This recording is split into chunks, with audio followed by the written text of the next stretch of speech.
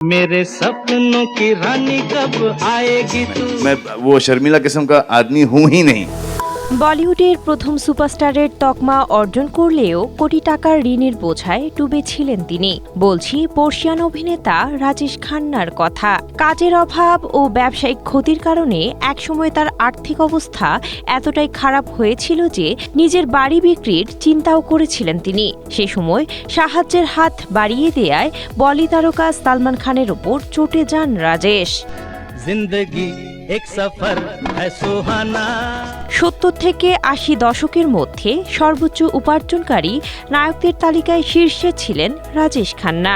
সে সময় মুম্বাইয়ের কার্টার রোডে স্ট্রবেরি সুপার ডটেড ও ক্লাসিক ভ্যারিয়েন্ট সেন্সেশন জাগুক শিহরণ।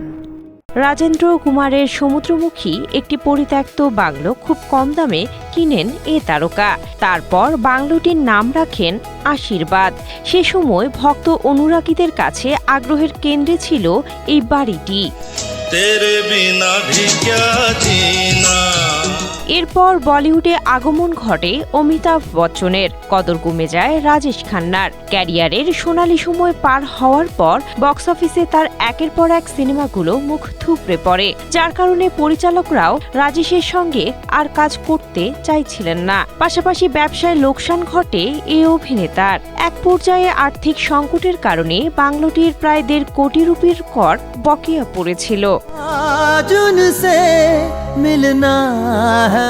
রাজেশের এমন আর্থিক সংকটে তার পাশে দাঁড়াতে চেয়েছিলেন বলিউড ভাইজান। এমনকি অভিনেতার সেই আশীর্বাদ বাংলোটি সেই সময়ের বাজার মূল্য দিয়ে কিনে নেওয়ার প্রস্তাব দেন সালমান। শুধু তাই নয়, রাজেশের সমস্ত ঋণ শোধ করে দেওয়ার পাশাপাশি তার প্রযোজনা সংস্থার হয়ে বিনামূল্যে একটি সিনেমায় কাজও করতে চান তিনি। I would wonder where Karan Johar is. তবে সালমানের এই প্রস্তাব প্রত্যাখ্যান করেন রাজেশ খান্না।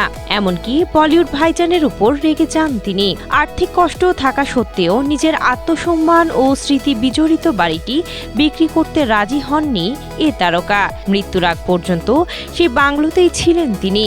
অভিনেতার মৃত্যুর পর যা এক শিল্পপতির কাছে প্রায় 90 থেকে 95 কোটি রুপিতে বিক্রি করে দেয়া হয়। Sinthia Aktari, Asia post.